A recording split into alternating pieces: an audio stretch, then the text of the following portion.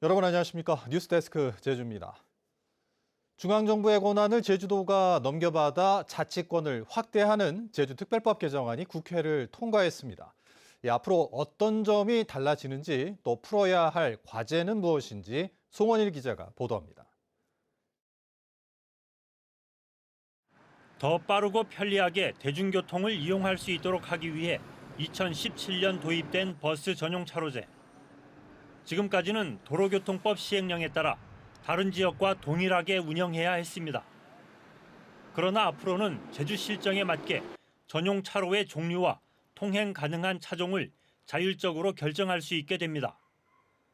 중앙정부의 권한을 넘겨받아 자치권을 확대하는 제주특별법 개정안이 국회 본회의를 통과했기 때문입니다. 찬성 221인, 반대 1인, 기권 8인으로서 가결되었음을 선포합니다. 제주특별법 개정으로 주민자치기구도 크게 강화됩니다. 현재 읍면동장 자문기구인 주민자치위원회 대신에 주민자치실행기구라는 법적 위상을 가진 주민자치회가 도입돼 주민들 스스로 필요한 사업을 추진할 수 있게 됩니다. 또 JDC가 면세점 수익금의 5% 범위에서 농어촌 진흥기금을 의무적으로 출연하도록 해 안정적인 재원 확보가 가능해졌습니다. 지하수 오염 방지를 위해 지하수 굴착 행위를 신고제에서 허가제로 바꾸고 보전지역을 훼손하는 경우 원상 회복 명령을 내릴 수 있는 근거도 마련했습니다. 이번 7단계 과제에는 자치 권한을 강화하는 부분과 지역 상생 발전, 그리고 청정 환경 보존을 위한 과제 등이 포함되어 있습니다. 앞으로 저희들이 도민들이 빨리 체감할 수 있도록 조례 개정 등 후속 조치에 만전을 기하도록 하겠습니다. 제주도가 당초 제출한 제도 개선 과제는 57건.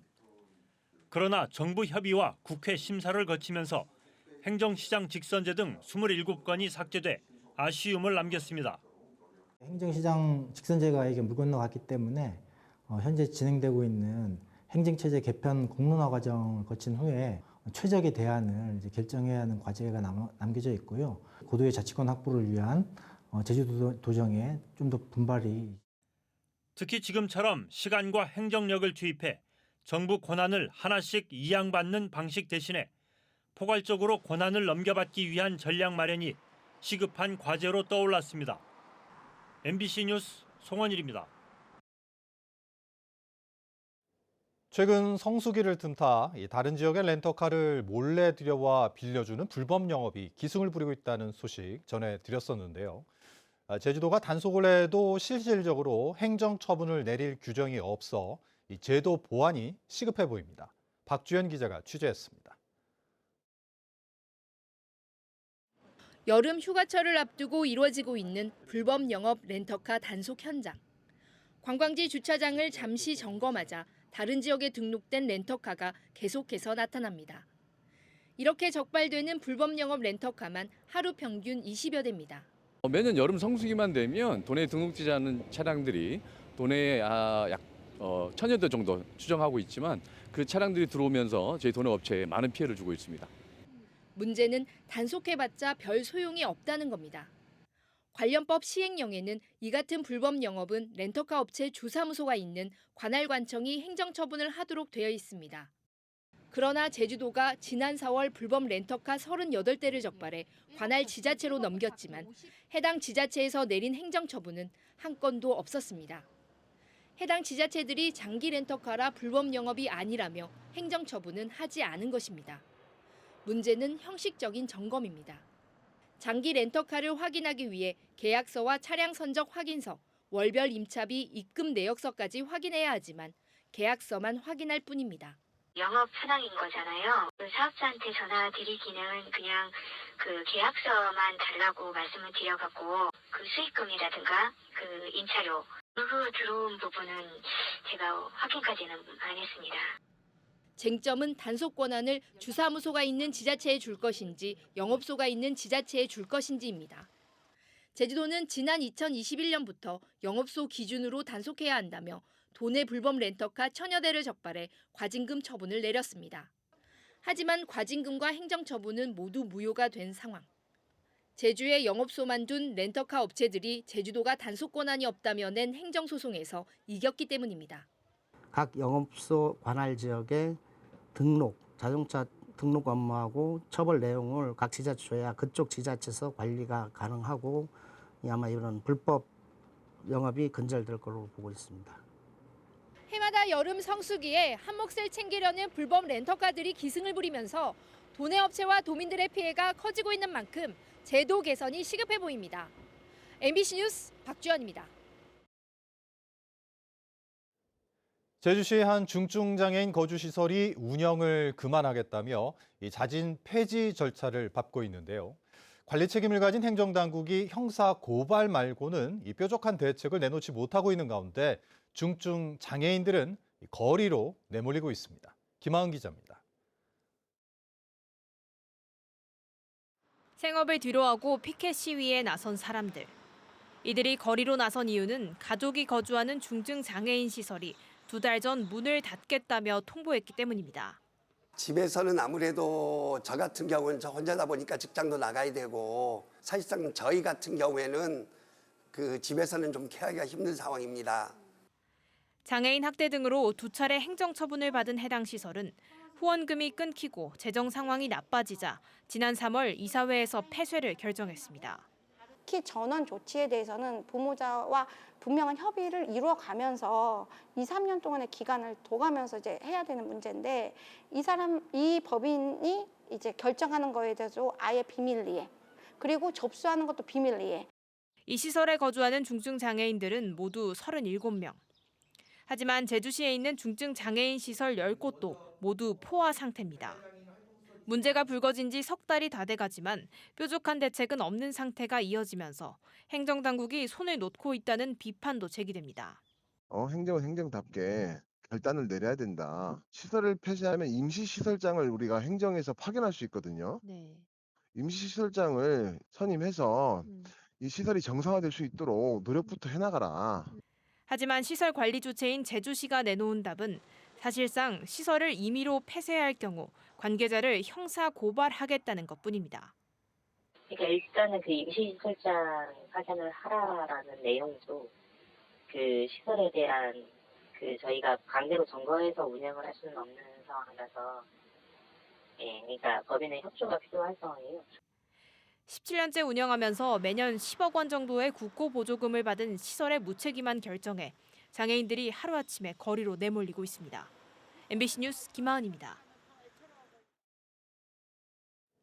유해 성분이 포함된 가공식품을 공급한 업자들이 구속됐습니다. 제주도 자치경찰단은 식품 제조 가공업 등록을 하지 않고 유해 성분이 든 가공식품을 만들어 판매한 혐의로 식품 가공업체 전 대표 등 2명을 구속하고 범죄 수익금 7,600여만 원을 추징했습니다. 이들은 2020년 6월부터 밀가루 대체 식재료로 인기를 끌고 있는 타이거 너츠를 제주에서 재배한 뒤 분말과 오일 제품을 만들어 전국에 판매했는데 성분 검사에서 쇳가루와 부패 기준치가 최고 26배 초과한 것으로 나타났습니다. 착륙하던 항공기의 비상문을 강제로 연 30대 남성이 재판에 넘겨졌습니다.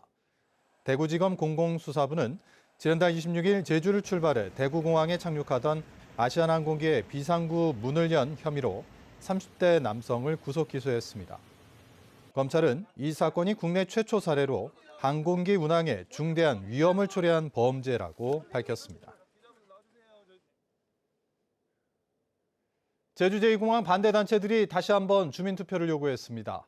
제주 제2공항 강행저지 비상도민회의는 제주도청 앞에서 기자회견을 열고 오영훈 도지사는 제2공항 주민투표 실시를 국토부에 건의하고 주요 의혹에 대한 공동검증에 나서라고 촉구했습니다. 이들은 제주도가 그동안 계속된 주민투표와 검증 요구에 대해 입을 닫고 있다며 국토부에 주민 의견을 제출하기 전에 제2공항 도민결정권 실현을 위한 방안을 마련하라고 주장했습니다. 제주대 제1기 학생인권위원회는 입장문을 내고 예비 선정에서 탈락한 글로컬 사업과 중앙도서관 이전 등 중점 사업 추진과 관련해 학생 의견을 제대로 반영하라고 촉구했습니다. 이들은 글로컬 사업의 경우 예비 지정 신청부터 학생 의견을 듣지 않아 절차적 정당성이 사라졌고 중앙도서관 이전 추진과 관련해서도 의견 수렴이 부족하다고 주장했습니다. 이에 대해 제주대 측은 모든 학생을 상대로 간담회를 열기 어렵다며 앞으로 폭넓게 의견을 듣겠다고 밝혔습니다. 제주 MBC 4.3 특별기획 남겨진 아이들이 방송통신심의위원회 이달의 좋은 프로그램상을 수상했습니다. 방송통신심의위원회는 2023년 4월의 좋은 프로그램에 제주 MBC 김찬년, 김현명 기자가 제작한 남겨진 아이들을 선정하고 오늘 서울 목동 방송회관에서 시상식을 가졌습니다. 심사위원회는 이 작품이 4.3 진상규명에 기여하고 불법 군사재판 희생자들의 아픔을 심도 있게 조명했다고 평가했습니다. 제주시 지역 해수욕장이 조기 개장합니다. 제주시는 당초 다음 달 1일 개장하려던 지역 해수욕장 가운데 금능과 협재, 함덕 등 5곳은 오는 24일부터 운영에 들어가기로 했습니다. 운영 시간은 오전 10시부터 오후 7시까지며 2호 태우와 삼양 해수욕장의 경우 다음 달 15일부터는 오후 8시까지로 연장 운영합니다. 하지만 삼양과 김영 등 7곳과 서귀포 지역 4곳의 해수욕장은 당초 계획대로 7월 1일 운영을 시작합니다. 산불 위험과 환경 파괴 논란이 일고 있는 들불축제에 대한 수기형 공론화 절차가 본격화됩니다. 제주시는 내일 학계와 법조계, 시민단체 등 14명을 들불축제 수기형 원탁회의 운영위원으로 위촉하고 권고안 작성을 위한 절차에 들어갈 계획이라고 밝혔습니다. 또 다음 달에 원탁회의 일정을 확정하고 의제 선정과 용역 착수 보고 등을 진행해 오는 9월 중으로는 권고안 작성 절차에 들어갈 계획입니다. 제주 신화역사공원의 대형마트 입점 관련 논의가 본격화될 전망입니다. 제주도가 신화역사공원 내 H지구 2만여 제곱미터를 휴양문화시설에서 상가시설로 변경하는 내용을 승인 고시함에 따라 투자기업인 람정제주개발은 조만간 입점업체 선정 절차에 돌입할 전망입니다. 지난해 말부터 외국계 창고형 대형마트가 들어설 것이란 예상이 나오고 있는 가운데 지역 상인들이 반발하고 있어 논란이 예상됩니다. 내년 주민 참여 예산 읍면동 사업 선정을 위한 주민 선호도 조사가 처음 시행됩니다.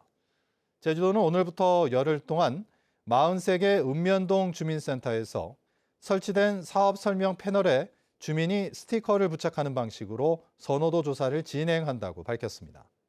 내년 주민 참여 예산은 주민 선호도 20%와 지역회의위원 심사 점수 80%를 합산해 최대 4억 원 범위 내에서 총 110억 원 규모의 지역사업에 배정될 계획입니다. 농민수당 지원 대상이 확대됐습니다. 제주도는 농민수당 지원조례가 개정되면서 그동안 지급되지 않았던 영농조합법인과 농업회사법인의 직장 가입자 등에게도 수당을 지급합니다. 이번 조치로 수당 지급 대상은 지난해보다 3,400여 명 증가할 것으로 예상되는데 다음 달 5일까지 읍면동 주민센터에서 지급 신청을 받습니다. 건설 현장 안전기준을 위반한 사업장이 무더기로 적발됐습니다. 제주도가 장마철을 앞두고 실시한 건설공사 현장 안전점검에서 안전기준을 위반한 66건이 적발됐습니다. 주요 적발 사항은 안전작업지침 준수하지 않았거나 품질 관리가 미흡한 경우 등이었습니다. 제주뉴스 마칩니다. 고맙습니다.